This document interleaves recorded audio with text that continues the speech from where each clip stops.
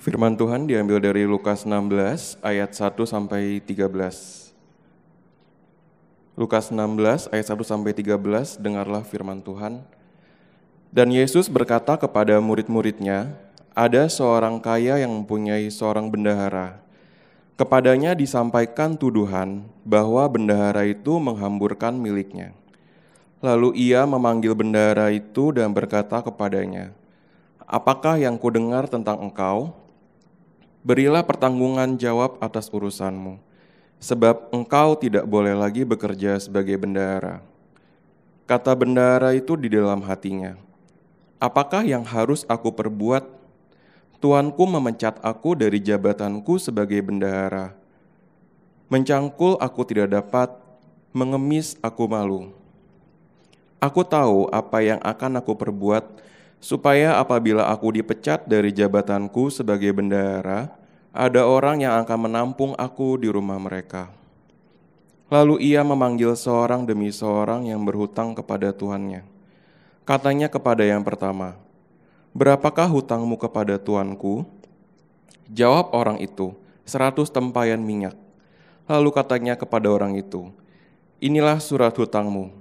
Duduklah dan buat surat hutang lain sekarang juga, 50 tempayan. Kemudian ia berkata kepada yang kedua, dan berapakah hutangmu? Jawab orang itu, 100 pikul gandum. Katanya kepada orang itu, inilah surat hutangmu, buatlah surat hutang lain 80 pikul. Lalu tuan itu memuji bendahara yang tidak jujur itu, karena ia telah bertindak dengan cerdik. Sebab anak-anak di dunia ini lebih cerdik terhadap sesamanya daripada anak-anak terang. Dan aku berkata kepadamu, ikatlah persahabatan dengan mempergunakan mamon yang tidak jujur, supaya jika mamon itu tidak dapat menolong lagi, kamu diterima di dalam kemah abadi. Barang siapa setia dalam perkara-perkara kecil, ia setia juga dalam perkara-perkara besar. Dan barang siapa tidak benar dalam perkara-perkara kecil, ia tidak benar juga dalam perkara-perkara besar. Jadi, jikalau kamu tidak setia dalam hal mamon yang tidak jujur, siapakah yang akan mempercayakan kepadamu harta yang sesungguhnya? Dan jikalau kamu tidak setia dalam harta orang lain, siapakah yang akan menyerahkan hartamu sendiri kepadamu? Seorang hamba tidak dapat mengabdi kepada dua tuan, karena jika demikian, ia akan membenci yang seorang dan mengasihi yang lain, atau ia akan setia kepada yang seorang dan tidak mengindahkan yang lain. Kamu tidak dapat mengabdi kepada Allah dan kepada Mamon. Demikianlah firman Tuhan. Terima kasih Saudara Samuel yang telah membacakan firman Tuhan hari ini kepada kita. Dan saudara, saya harus katakan kita sudah masuk ke Lukas 16 dan Lukas 16 ini adalah bagian tersulit di dalam kitab Lukas. Bahkan saya bisa katakan ini salah satu bagian tersulit dari semua Alkitab kita, saudara. Lukas 16, R.C. Sproul waktu saya mendengar dia mengkhotbahkan Lukas 16 ini, dia bahkan bilang kepada jemaatnya, kalau bisa memilih dia lebih baik nggak memilih untuk mengkhotbahkan ini. Karena saking rumitnya, saking sulitnya, dan terutama hal ini dipersulit lagi dengan tema yang diangkat di Lukas 16 ini, yaitu tema yang sudah kita bicarakan dari tadi, dari awal liturgi kita, dan saudara mungkin sudah menangkap tema ini, yaitu tentang uang. Saudara, berbicara tentang uang ini akan selalu menjadi pembicaraan yang seru, pembicaraan yang kompleks bagi kita semuanya, karena uang itu merupakan hal esensial bagi kehidupan manusia. Kita semua punya uang buat hidup, dan saya percaya setiap kita kebanyakan menghabiskan mayoritas waktu kita itu bekerja untuk mencari uang. Bahkan lebih banyak, saudara, waktu kita spend, kita pakai untuk mencari uang mungkin daripada kita pakai dengan orang-orang seperti pasangan kita, orang-orang yang terdekat dengan kita, saudara. Dan kita semua tahu, saudara, dari zaman nenek moyang kita sampai nanti kedatangan Yesus kedua kalinya, uang itu akan selalu menjadi tantangan besar dalam kehidupan manusia. Tadi di liturgi pun kita juga sudah melihat bagaimana uang itu adalah satu cobaan yang besar dalam kehidupan manusia. Alkitab sendiri, saudara, mencatat banyak sekali bagian-bagian tentang uang dan dicatat di dalam peringatan-peringatan yang sifatnya adalah negatif. Misalnya saja, saudara, di dalam perumpamaan Tuhan Yesus yang dicatat di dalam semua kitab Injil, tercatat ada 39 perumpamaan yang Yesus sampaikan yang dicatat dalam kitab Injil. 11 diantaranya saudara, itu pasti akan menyinggung tentang uang. Salah satunya perumpamaan yang baru saja kita baca bersama-sama. Uang adalah sesuatu yang berbahaya, berpotensi untuk membawa seseorang jatuh ke dalam dosa, membawa kita semuanya terutama juga untuk jatuh ke dalam dosa. Tetapi hari ini dari perikop yang akan kita baca bersama-sama, saudara, saya ingin katakan uang itu tidak sepenuhnya jahat. Tuhan tetap memakai uang, terutama uang-uang yang kita miliki saudara, harta kekayaan kita, sebagai satu kekuatan untuk misi Injil dan untuk kerajaan Allah di tengah-tengah dunia ini.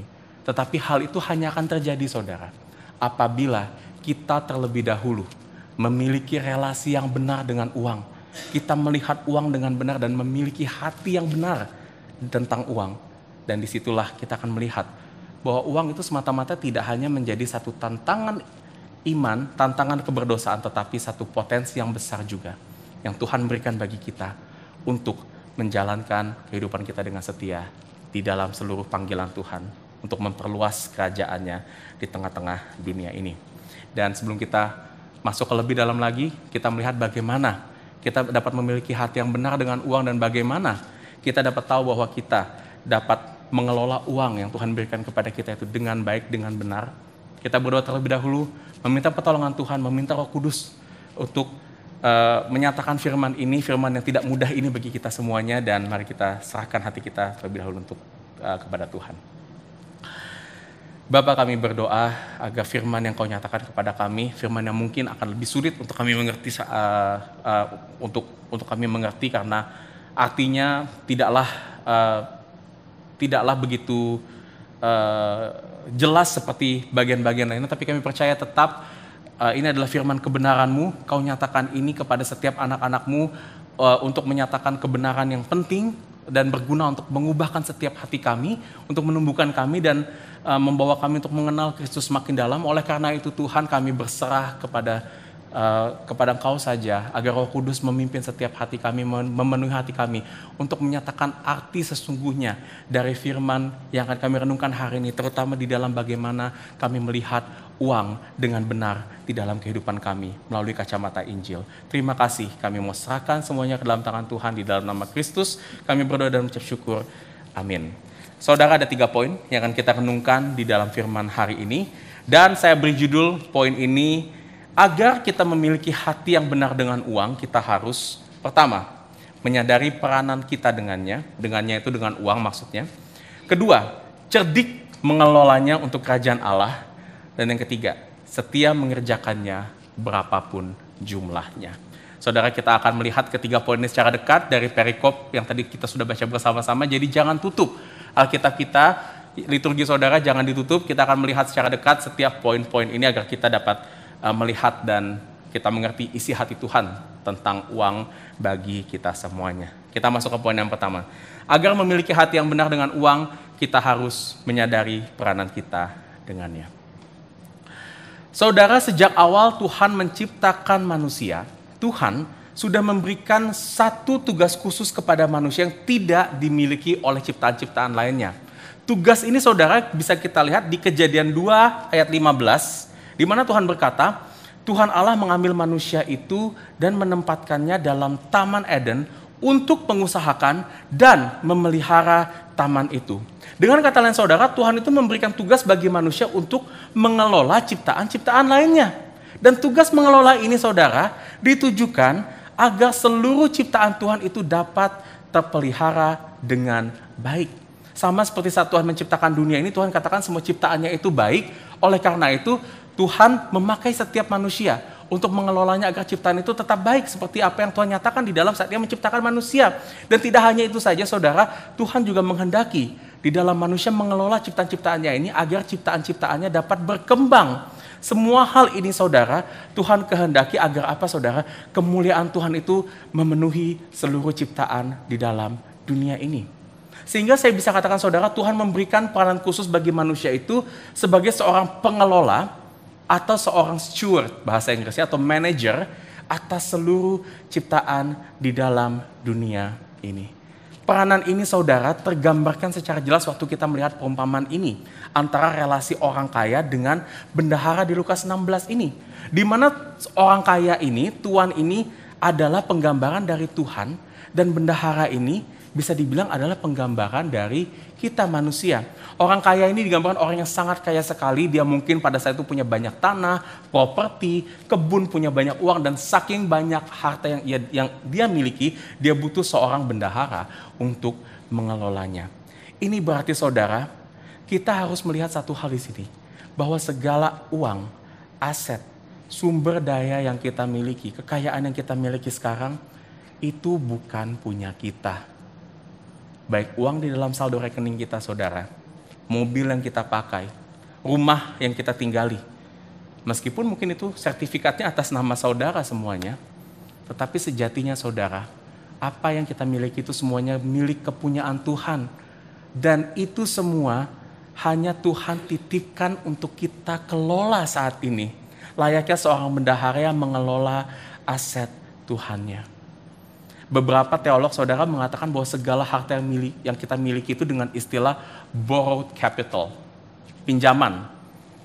Saudara dan saya, kita semua nggak punya hak milik atas segala kekayaan yang kita miliki. Kita pengelola saudara, kita bukan pemilik dari kekayaan kita. Dan ini juga berarti saudara, uang Tuhan itu bukan cuma uang yang Tuhan berikan di gereja. Bukan cuma uang yang ada di dalam saldo rekening yayasan kita, itu uang Tuhan saudara, bukan. Ini kadang-kadang kesalahan yang keliru yang kita pikirkan, bahwa kita pikir, oh kalau uang Tuhan itu yang dipakai buat pekerjaan Injil, yang dipakai untuk pelayanan khususnya, yang dipakai oleh gereja. Tetapi saudara, kekayaan yang saudara miliki sekarang, uang yang ada di kantong saudara pun, itu juga adalah uangnya Tuhan. Karena itu saudara, karena kita melihat atau Tuhan nyatakan segala aset uang yang kita miliki itu adalah punyanya Tuhan, maka semuanya itu seharusnya digunakan sesuai dengan tujuannya Tuhan, untuk keinginannya Tuhan, dan juga dengan caranya Tuhan juga. Saudara, memang poin pertama ini saya harus katakan ini bukan fokus utama dari perumpamaan ini. Tetapi poin ini penting untuk saya angkat terlebih dahulu saudara. Kenapa? Karena dengan melihat peranan kita sebagai pengelola uang, itu akan mengubah seluruh paradigma dan cara kita melihat uang. Dengan kita menyadari hal ini saudara, maka otomatis saudara kita akan menyadarinya, paling enggak kita nggak bisa seenaknya pakai uang begitu aja. Kita nggak bisa saudara mengatakan harta kekayaan kita, meskipun saya harus katakan ini adalah kita dapatkan dari usaha kita sendiri, pekerjaan kita sendiri, kita kumpulkan sendiri dengan cara kita sendiri saudara.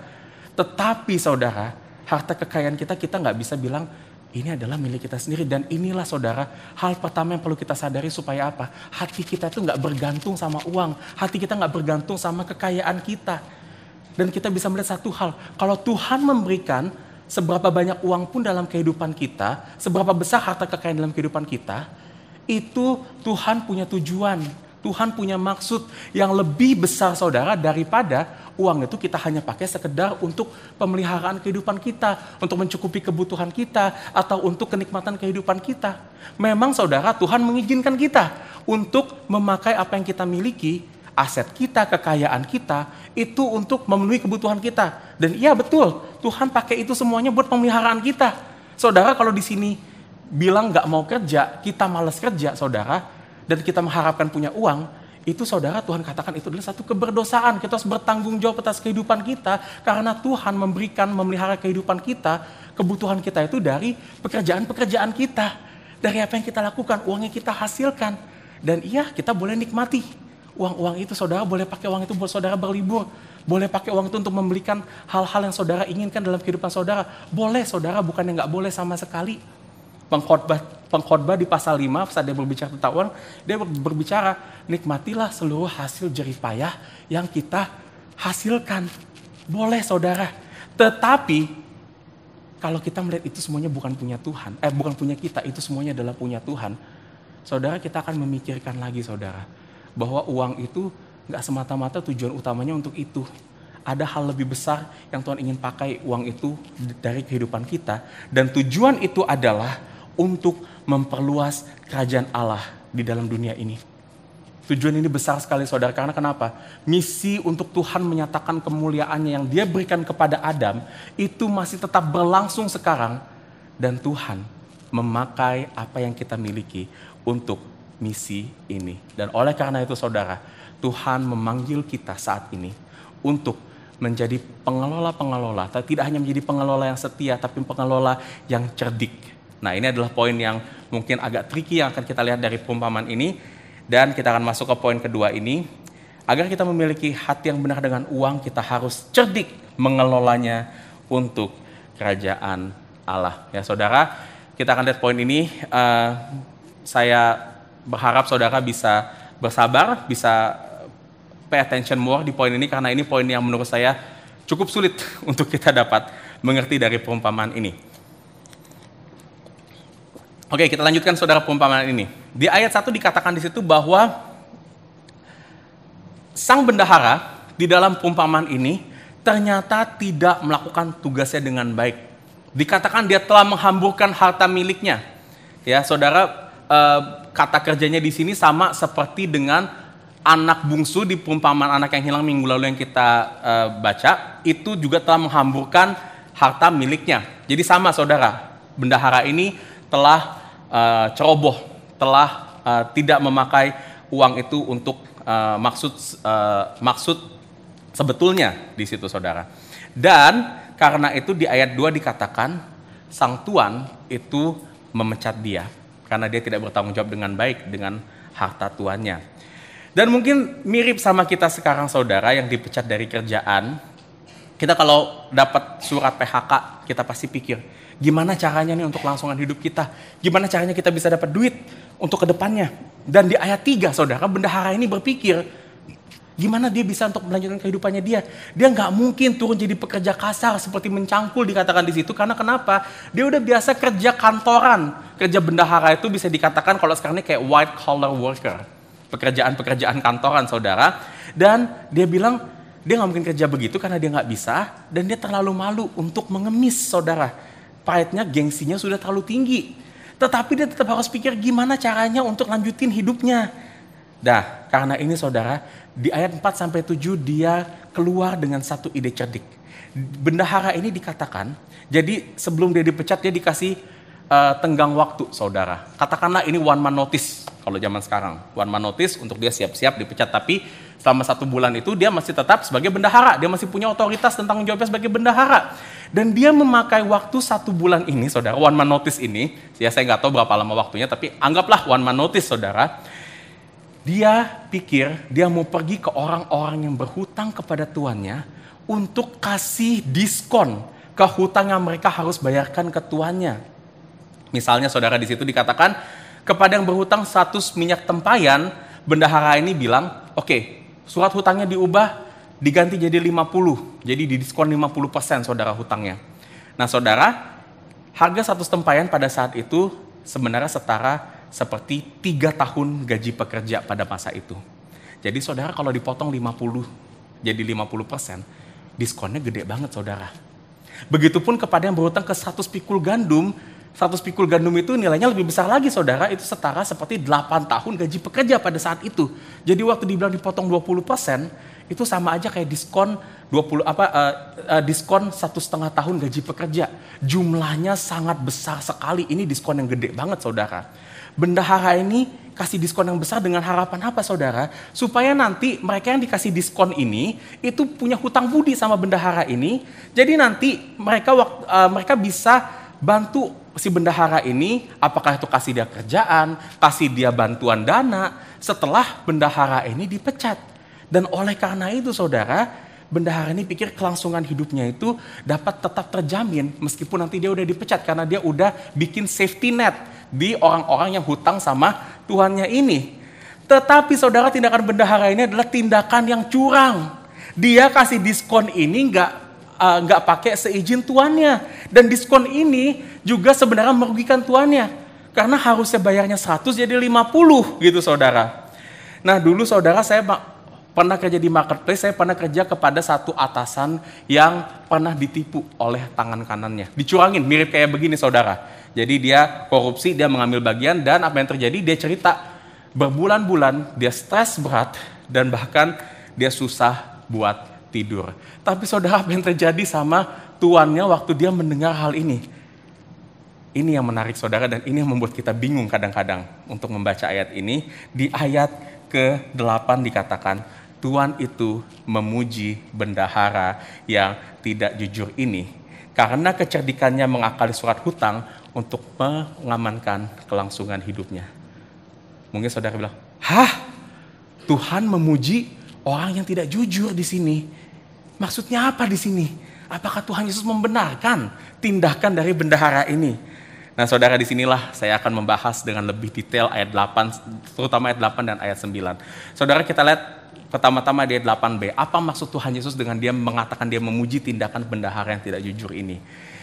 Yesus di ayat 8b, saudara, ayat 8b itu dimulai dari kata sebab. Di situ sebenarnya memberikan kesimpulan kepada perumpamaan ini. Kesimpulan yang Tuhan Yesus berikan adalah sebab anak-anak dunia ini, anak-anak dunia itu merujuk kepada orang-orang yang sebetulnya tidak mengenal Tuhan, dikatakan lebih cerdik terhadap sesamanya daripada anak-anak terang. Anak-anak terang ini merujuk kepada anak-anak Tuhan.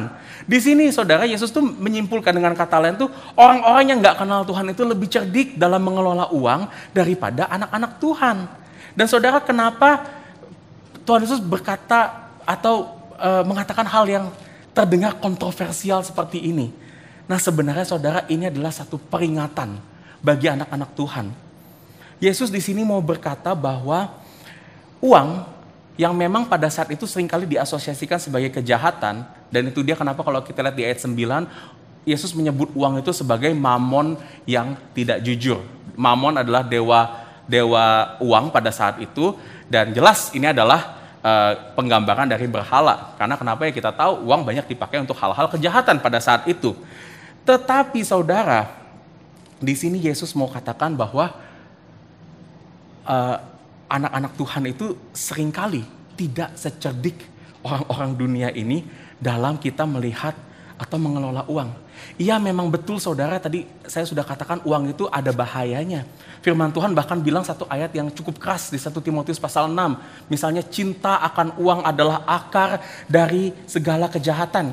Ada potensi yang berbahaya saudara di dalam uang bagi iman dan juga dosa dalam kehidupan kita. Tetapi Yesus mau katakan di sini, orang Kristen memang gak boleh cinta uang. Tetapi orang Kristen itu juga gak boleh anti uang. Masalah dengan uang itu terjadi bukan pada uangnya sendiri saudara, tetapi kepada hati yang cinta akan uang. Tapi masalahnya saudara, orang Kristen itu seringkali terjerumus ke ekstrim satunya. Oke, kita tahu cinta akan uang itu dosa, tapi kita terjerumus bahwa berpikir segala sesuatu yang berhubungan dengan uang itu kejahatan. Dan saudara, Tuhan mau bilang ini pandangan yang keliru. Masalahnya bukan di uangnya, tetapi cinta uangnya. Dan kalau kita anti uang, ini juga bukan pandangan yang benar, saudara. Bukan pandangan yang sesuai apa yang firman Tuhan nyatakan di sini. Uang, saudara, juga punya potensi yang sangat besar di sini Tuhan katakan untuk menyatakan kerajaan Allah di dalam dunia ini. Coba saudara, saya ingin perhatikan apa yang Tuhan sudah lakukan di dalam kehidupan kita selama ini. Kita memiliki Alkitab dalam bahasa Indonesia sekarang ini. Kita memiliki gereja saat ini, bisa beribadah saat ini. Memang uang bukan segala-galanya saudara. Tapi terjemahan Alkitab itu dikerjakan dengan uang. Nggak ada uang, Alkitab ini susah. Akan sulit sekali untuk kita punya Alkitab dalam bahasa Indonesia. Kita misalnya dengan punya tempat, punya fasilitas seperti ini semuanya dibeli pakai uang saudara. Uang sewa tempatnya juga pakai uang. Ini maksudnya uang tetap memiliki satu potensi yang besar. Bahkan saya ingin melihat lebih ke kehidupan pribadi kita. Coba saudara lihat bagaimana proses saudara kenal sama Tuhan. Saudara, saya ingat dulu waktu saya terima Tuhan di umur 7 tahun. Saat itu saudara, saya terima Tuhan waktu guru sekolah minggu datang ke rumah saya dan dia menceritakan Injil kepada saya. Nah saudara, meskipun kelihatannya sederhana di sini, tetapi saya ingin katakan ada uang yang terlibat di sini. Di mana saya tahu waktu itu guru sekolah minggu saya, dia harus keluarin ongkosnya sendiri buat pergi ke rumah saya. Dan dia juga bawain hadiah ke saya, dia kasih buku-buku tentang Injil, dan dia beli itu semuanya pakai uang dia saudara. uang dia sendiri. Dan belakangan saya tahu saudara, kalau guru sekolah minggu saya itu bahkan harus izin keluar kantor pagian. Dan ini juga ada resiko keuangan juga yang mungkin dia bisa terima pada saat itu. Nah saudara, kita lihat saudara, uang punya satu peranan penting di dalam pekerjaan Injil. Saya katakan sekali lagi, uang bukan segala-galanya. Uang bukan pusat dari pekerjaan Injil. Tetapi Tuhan, saya harus bilang, utamanya pakai uang yang kita miliki untuk pekerjaannya ini. Dan Tuhan ingin kita mengelolanya itu dengan cerdik saudara. Maka di ayat 9 dikatakan, nah ini ayat yang mungkin tersulit yang akan kita dengar di dalam khotbah hari ini. Ayat 9 dikatakan seperti ini saudara. Aku berkata kepadamu, ikatlah persahabatan dengan mempergunakan mamon yang tidak jujur, supaya jika mamon itu tidak dapat menolong lagi, kamu diterima dalam kemah abadi. Saudara, saya akan breakdown ayat ini satu persatu, jarang saya lakukan di khotbah, tapi saya rasa saya perlu melakukannya biar kita nggak salah mengerti ayat ini maksudnya apa saudara. Pertama, kita lihat ke statement yang pertama, ikatlah persahabatan dengan mamon yang tidak jujur. Tadi sudah saya katakan mamon yang tidak jujur itu adalah istilah tentang uang saudara. Ini istilah umum saudara yang pada saat itu menggambarkan uang. Nah di sini saudara maksudnya apa ikatlah persahabatan? Bukan artinya Tuhan mau kita cinta uang, bukan begitu. Tetapi di sini arti sebenarnya adalah Tuhan mau kasih tahu agar kita dapat memaksimalkan potensi uang yang kita miliki. Nah ini saudara yang sebenarnya dilakukan oleh bendahara yang curang di dalam perumpamaan ini. Di mana dia cerdik, karena kenapa? Dia bisa memanfaatkan uang, dia bisa memanfaatkan kekayaan yang dimiliki oleh orang-orang yang berhutang sama tuannya. Untuk apa? Untuk kepentingan pribadinya dia sendiri sebenarnya di situ. Nah, saudara, Yesus itu juga menghendaki agar kita pun juga memanfaatkan uang dengan cerdik di dalam kita memajukan atau dalam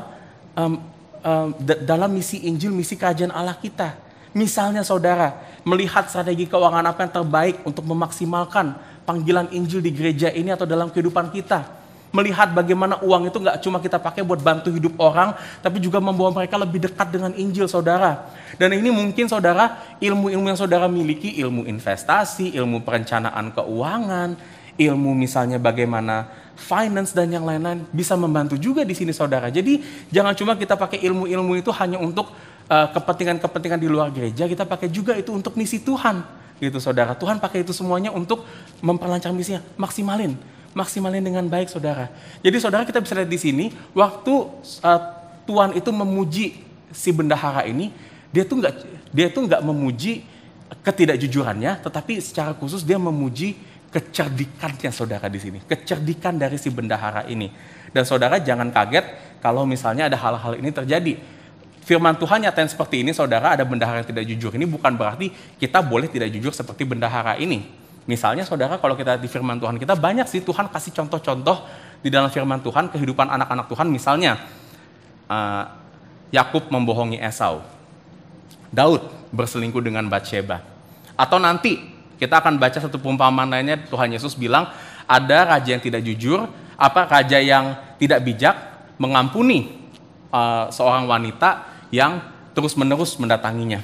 Nah saudara, waktu kita baca hal-hal ini, itu bukan berarti firman Tuhan itu membenarkan tindakan mereka, tetapi ada pesan khusus yang Tuhan mau kasih kepada kita dari hal-hal yang tidak benar ini, saudara. Dan di dalam hal ini, Tuhan mau nyatakan kepada kita, Tuhan itu memuji kecerdikannya.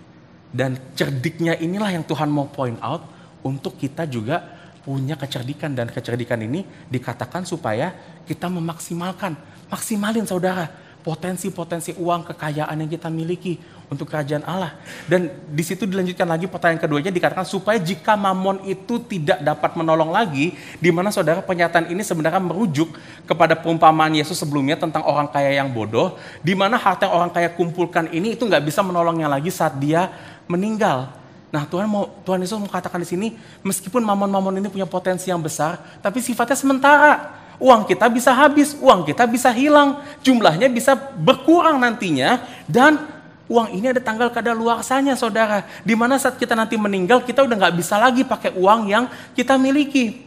Oleh karena itu Yesus berpesan agar kita memaksimalkan potensi uang selagi masih ada kesempatan. Lakukan sekarang juga saudara, jangan tunda-tunda lagi. Uang ada batas waktunya. Dan yang terakhir Yesus menutup nasihatnya di ayat 9 dikatakan kamu diterima dalam kemah abadi. Saudara, kemah di sini merujuk kepada kemah tabernakel di perjanjian lama sebetulnya, di mana ini adalah tempat Tuhan hadir di tengah-tengah bangsa Israel, tengah-tengah umat pilihannya. Dan konsep kemah abadi itu berarti juga ini tempat di mana Tuhan akan hadir selama-lamanya kepada kita, bagi kita, dan kita anak-anak Tuhan akan diam di dalam kemah abadi itu untuk selama-lamanya. Artinya apa saudara? Pernyataan ini menyatakan bahwa kehidupan kekal yang akan kita alami bersama-sama dengan Tuhan kelak, itu akan kita terima nantinya. Dan kalau kita lihat sekilas di sini, kita mungkin bisa mengartikan bahwa apakah kalau kita mengelola uang dengan baik, maka nantinya kita akan diterima di dalam kerajaan Allah. Seolah kita berpikir seperti itu saudara. Dan maksud Yesus bukan ini sebenarnya. Injil jelas bilang bahwa kita diterima di dalam kemah abadi Tuhan itu bukan karena kehebatan kita kelola uang, tapi karena kasih karunia Kristus. Nah, pernyataan Tuhan di sini mau berkata bahwa kalau kita kelola uang itu dengan baik, kita memaksimalkan potensi uang itu selama hidup kita, maka saudara, kita akan mendapatkan rewardnya nanti di dalam kemah abadi. Kenapa Tuhan Yesus bilang begini? Saudara, karena mungkin saja waktu kita lebih berfokus kepada kerajaan Allah, kita berfokus kepada Injil dalam mengelola uang, mungkin return yang akan kita terima tidak akan sebesar return kalau kita pakai itu dengan motivasi yang lain. ROI-nya mungkin akan lebih kecil. Mungkin saudara, kita akan mengelola uang dengan lebih akan berkorban saudara. Nggak akan kita dapatkan return-nya secara langsung di dalam dunia ini. Tetapi Yesus ingatkan, di dalam kemah abadi ini, ROI kita, return of investment kita dalam kita kelola uang yang Tuhan berikan, itu akan jauh lebih besar dari apa yang dunia ini dapat berikan kepada kita. Dan returnnya seperti apa yang kita berikan, kita akan simak itu nanti di poin ketiga saudara. Tapi sebelum itu saya ingin tanyakan, gimana kita tahu saudara kalau kita tuh sudah kelola uang untuk kerajaan Allah dan bukan untuk kepentingan kita sendiri? Karena saudara, kecerdikan untuk mengelola uang bagi kerajaan Allah, bagi Injil, dan bagi kepentingan diri kita sendiri itu garisnya sangat tipis sekali saudara. Bisa aja kita bilang sekarang kita mau kasih uang untuk pekerjaan Tuhan, kita mau cari uang lebih banyak, kita investasi. Saya pernah dengar saudara, ada rekan yang bilang kepada saya mau kerja lebih banyak, saya mau dapetin uang lebih banyak karena saya mau melayani orang lebih banyak lagi. Nah saudara, tapi pernyataan itu pun kita harus uji di dalam hati kita, apakah itu benar-benar kita mau melakukan untuk kemuliaan nama Tuhan, untuk kerajaan Tuhan, atau kita hanya pakai kedok Injil, pakai kedok kerajaan Allah, untuk sebenarnya kita mau memuaskan keinginan diri kita sendiri. Oleh karena itu saudara, di poin ketiga kita akan melihat, Tuhan Yesus tidak hanya memberi tahu kepada kita, memperingatkan agar kita memiliki kecerdikan dalam mengelola uang, tetapi juga memiliki hati yang setia untuk mengelolanya berapapun jumlah yang kita miliki. Kita masuk ke poin yang ketiga. Agar kita memiliki hati yang benar dengan uang, maka kita harus setia mengerjakannya berapapun jumlah yang kita miliki. Saudara, kita lihat Yesus melanjutkan perumpamaan ini dengan satu peringatan lagi di ayat 10 sampai 13. Dan peringatan ini dapat disimpulkan di ayat ke-13, dan ini ayat yang mungkin saudara sudah pernah dengar sebelumnya. Yesus katakan di situ, seorang hamba tidak bisa mengabdi pada dua tuan. Karena jika demikian, ia akan membenci yang seorang dan mengasihinya yang lain. Atau ia akan setia kepada seorang dan tidak mengindahkan yang lain. Kamu tidak dapat mengabdi kepada Allah dan kepada Mamon. Perkataan Yesus ini menyatakan satu hal saudara, bahwa kita nggak bisa serakah. Kita nggak bisa dalam waktu yang sama mengelola uang untuk kerajaan Allah dan memuaskan hati kita di waktu yang sama. Karena saat kita melihat uang hanya untuk memuaskan hati kita, di situ sebetulnya kita telah lebih mengabdi kepada uang daripada kepada Tuhan. Dan Yesus jelas katakan kita nggak bisa mengabdi pada dua tuan di sini saudara. Yesus sekali lagi mau mengingatkan siapa kita, posisi kita siapa? Kita pengelola. Kita tunduk di bawah yang punya uang, yaitu Tuhan, pencipta langit dan bumi. Dan bukan kepada uang itu sendiri. Dan saudara, inilah di sini Tuhan ingin memberikan kita satu balance sebenarnya di dalam hati kita untuk melihat uang itu dengan benar saudara. Pertanyaannya saudara, gimana kita bisa tahu sekarang kalau kita ini sudah mengabdi kepada Tuhan dan bukan kepada uang? Ada beberapa indikator yang kita bisa sadari saudara, kalau sebenarnya kita ini sudah cenderung mengabdinya kepada uang dan bukan kepada Tuhan. Misalnya saudara, ada masa mungkin kita merasa sedih, cemas, khawatir kalau kita nggak memiliki uang sebanyak orang lain. Atau misalnya dalam konteks pelayanan kita, saudara, kita mungkin ada merasa kecewa. Kita mungkin merasa nggak bisa melakukan apa-apa karena sumber daya kita, keuangan kita nggak cukup banyak, saudara. Atau mungkin saudara, mungkin kita iri melihat orang lain atau gereja lain yang kelihatannya punya uang lebih banyak. Kok kayaknya mereka bisa melakukan hal-hal yang luar biasa di sana, sedangkan gereja kita, hidup kita hanya bisa melakukan hal yang gitu-gitu aja.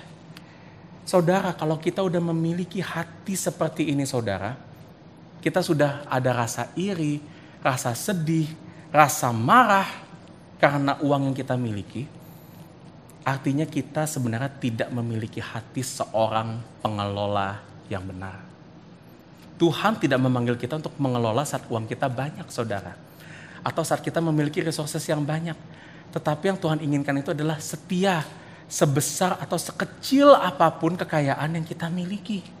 Karena saudara, yang membuat pelayanan Injil itu berhasil, inilah poin di mana pelayanan Injil itu berhasil bukan tergantung sama banyak sedikitnya uang yang kita miliki, tetapi dengan seberapa setianya kita mengelola seberapapun uang atau kekayaan yang kita miliki. Saudara, tentunya bagi kita saat ini gereja GPC yang mungkin diberikan seadanya oleh Tuhan di dalam keuangan kita, kekayaan kita, gereja GPC 50 orang, kita nggak bisa, saudara, melihat gereja kita itu sama misalnya dengan CCC yang jemaatnya 500 orang. Kesetiaan di dalam gereja GPC yang 50 orang itu berbeda dengan CCC yang 500 orang, saudara. Kita mungkin GPC tidak mungkin melakukan apa yang CCC lakukan sebesar itu karena kita nggak punya kemampuan itu. Dan di waktu yang sama CCC pun juga nggak mungkin melakukan seperti apa yang GPC lakukan. Karena kenapa? Itu nggak akan cukup kalau dia pakai cara yang seperti kita lakukan. Nah, saudara, yang tidak setia itu adalah kalau bagi gereja kita, itu ketika kita gereja 50 orang tapi kita mau jadi kaya seperti gereja 500 orang. Dan kita akan memaksakan sumber daya kita untuk mencapai semuanya itu baru nggak setia, saudara. Dan tidak setia juga, saudara, kalau gereja 500 orang itu mau dijalankan seperti gereja 50 orang. Kenapa? Karena pasti akan ada banyak jemaat yang nggak dilayani, saudara. Bagi Tuhan, saudara, jumlah uang, sumber daya yang kita miliki itu bukan yang terutama. KPI, Key Performance Index, Tuhan pun bagi kita itu juga bukan terletak pada seberapa banyak kita menghasilkan atau seberapa banyak jemaat gereja yang kita bisa jangkau, saudara. KPI-nya Tuhan itu adalah kesetiaan kita. Gimana kita tunduk kepada Tuhan, mengelola setiap yang Tuhan berikan kepada kita, besar atau kecil, untuk kerajaan Allah. Kenapa gitu, saudara? Karena di ayat 10 dikatakan di sini, barang siapa setia dalam perkara kecil, ia setia juga dalam perkara-perkara besar. Dan barang siapa tidak benar dalam perkara kecil, ia tidak benar juga dalam perkara besar. Saudara, kita sering mendengar pengertian ayat ini kalau berkata, dan ada pengertian yang berkata seperti ini, kalau kita setia dalam hal-hal kecil, apakah itu uangnya kecil, tugas yang kecil, pekerjaan yang kecil, nantinya Tuhan akan kasih uang yang lebih besar buat kita, posisi yang lebih besar, pengaruh yang lebih besar. Saudara, ayat ini bukan artinya seperti ini, saudara. Ini pengertian yang sangat keliru sekali. Perkara kecil yang Yesus maksudkan di sini, itu adalah mamon yang tidak jujur di ayat 11, atau uang. Saudara, seberapa banyak uang yang kita miliki, Tuhan melihat uang itu sebagai hal yang kecil. Karena kenapa? Ada hal yang lebih besar lagi yang Tuhan sebenarnya berikan kepada kita, yaitu kekayaan kerajaan Allah. Yesus mengatakan di sini sebenarnya, kesetiaan kita dalam mengelola uang, kesetiaan kita dalam mengelola perkara yang kecil itu, ibaratnya seperti ujian, saudara. Gimana nantinya kita dalam perkara-perkara yang besar dalam kehidupan kita, itu dapat kita lihat dalam kehidupan kita, saudara. Perkara-perkara besar itu bagaimana kita menerima, kita membawa kerajaan Allah di dalam kehidupan kita. Dan ini juga bukan berarti, saudara, kesetiaan kita kepada uang itu dapat membawa kita untuk menerima kerajaan Allah. Karena kekayaan kerajaan Allah itu kita terima karena anugerah Tuhan dan bukan karena kesetiaan kita, saudara. Tapi pernyataan ini, saudara, di dalam pernyataan ini Yesus sesungguhnya ingin menguji hati kita. Seberapa penting dan berharganya kekayaan kerajaan Allah itu bagi kita. Apakah kita melihat harta kerajaan Allah itu jauh lebih berharga daripada harta dunia ini yang sebenarnya Tuhan pandang sebagai perkara yang kecil, saudara. Dan pertanyaannya, saudara, apa harta kerajaan Allah itu? Kenapa harta kerajaan Allah itu adalah perkara yang besar bagi kehidupan kita? Kenapa itu adalah hal yang lebih berharga bagi kehidupan kita, yang dapat menguasai hati kita untuk kita mengelola uang yang Tuhan berikan seberapapun itu dengan setia. Saudara, harta kerajaan Allah yang Tuhan berikan bagi kita itu bukan berupa nominal uang, bukan juga emas dan perak, bukan juga properti atau aset lainnya, saudara.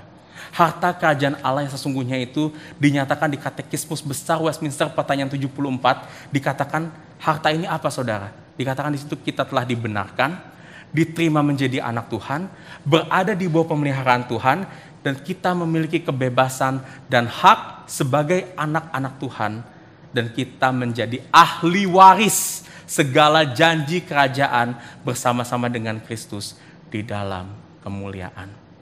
Saudara, harta ini nggak bisa kita peroleh atau kita tukarkan dengan seberapa banyak pun harta yang kita miliki. Uang sebanyak apapun tidak bisa membeli janji ini kepada kita. Dan harta ini, saudara, tersimpan dikatakan bersama-sama dengan Kristus. Ini adalah anugerah Tuhan bagi kita semuanya, yang Ia nyatakan di dalam Kristus, anak yang tunggal Tuhan kita.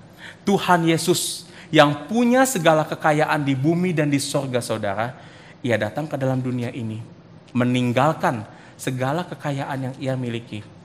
Ia hidup hampir tidak mempunyai harta apapun di dalam dunia, tetapi saudara, dengan apa yang Yesus miliki, Yesus setia mengelola segala bagian yang Tuhan percayakan kepadanya. Meskipun Ia telah mengelola semua harta yang Tuhan berikan kepadanya dengan baik. Ia setia. Yesus itu gak pernah curang, dia gak pernah bersalah, saudara. Yesus adalah bendahara yang sejati, bukan seperti bendahara dalam perumpamaan tadi. Tetapi apa yang terjadi di akhir hidupnya, Tuhan tidak memuji Yesus yang setia. Tuhan malah memalingkan wajahnya saat Yesus harus menderita di atas kayu salib.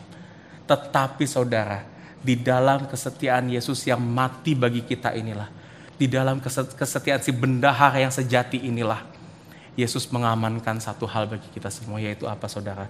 Harta kerajaan Allah ketika dosa-dosa kita diampuni. Yesus menjadi miskin dan dicampakkan, supaya kita menjadi kaya dan diterima oleh Bapa di surga. Karena Yesus saja, saudara, kita itu dapat kembali memiliki hati yang benar. Melihat uang itu tidak sebanding dengan apa yang Yesus sudah berikan kepada kita. Melihat uang betul-betul sebagai perkara yang kecil dibandingkan dengan perkara yang besar, yaitu apa? Harta kerajaan Allah yang Yesus sudah berikan kepada kita di atas kayu salib. Yesus telah memberikan hati yang baru, hati yang tidak lagi mementingkan kekayaan dunia ini, tapi hati yang berfokus kepada kerajaan Allah. Saudara, Kristus adalah harta sejati kita. Kristus adalah kekayaan yang tidak dapat direnggut, dirusak, dicuri oleh apapun dan siapapun di dalam dunia ini. Dan di sini Kristus mau katakan, Dialah identitas kita, Dialah keberhargaan kita. Bukan saldo rekening kita, bukan seberapa besar rumah yang kita miliki, bukan juga gaya hidup kita, saudara.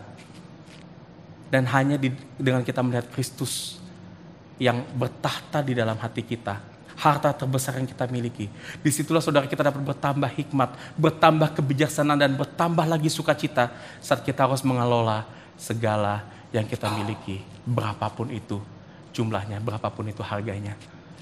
Dan saudara, biarlah segala return dari pengelolaan yang kita lakukan di sini, saudara, meskipun kita tidak bisa melihat itu secara jelas, kita tidak bisa melihat itu secara sempurna di dalam dunia ini, tetapi kita sudah menerima satu return of investment yang begitu besar, yaitu apa, saudara? Kehidupan kekal kita bersama-sama dengan Tuhan di surga kelak. Dan saudara, kalau Tuhan sudah memberikan semuanya ini kepada kita, pertanyaan kita sekarang, kenapa kita masih sulit untuk mengelola uang kita dengan hati yang benar? Dan saya berdoa, saudara, supaya kita bertumbuh melalui firman yang Tuhan berikan hari ini, untuk menjadi orang-orang yang semakin murah hati, semakin menggantungkan hidup kita kepada Kristus dan bukan kepada harta dunia ini. Dan ketahuilah, saudara, potensi yang kita miliki, yang Tuhan berikan kepada kita, itu potensi yang besar. Harta yang kita miliki, saudara, itu dapat Tuhan pakai untuk menyelamatkan orang-orang yang ada di sekitar kita kepada Kristus. Dan itu adalah panggilan kita, tugas gereja, dan Tuhan pasti bersama-sama dengan kita semuanya dalam menjalaninya. Mari kita berdoa. Tuhan, satu firman yang mungkin tidak mudah untuk kami pahami, tidak mudah untuk saya sampaikan juga tadi. Tapi Tuhan, biar firman ini Kau kerjakan dalam hati kami masing-masing. Agar kami ini dapat melihat peranan kami yang benar dengan uang, menempatkan uang di posisi yang benar dalam kehidupan kami. Dan terlebih lagi menempatkan Kristus, menempatkan Tuhan di posisi tertinggi dalam kehidupan kami. Lebih dari seberapa banyak kekayaan, lebih dari seberapa banyak uang yang kita miliki. Dan kami berdoa agar Tuhan terus dapat memakai kehidupan kami, memakai setiap sumber daya yang kami miliki, kekayaan kami Tuhan, untuk kemuliaan nama-Mu. Bawa kehidupan kami Tuhan, pimpin kehidupan kami, agar kehidupan kami semakin mendekat dengan apa yang Kau inginkan, yaitu agar kami dapat menjadi sarana-sarana-Mu untuk menyatakan Injil melalui setiap sumber daya, kekayaan yang kami miliki Tuhan. Beri kami ke hati yang cerdik, hati yang berserah kepada Tuhan juga, agar kami dapat setia mengelola setiap yang Kau berikan kepada kami itu dengan baik. Terima kasih Bapa, dalam nama Kristus kami berdoa dan mengucap syukur. Amin.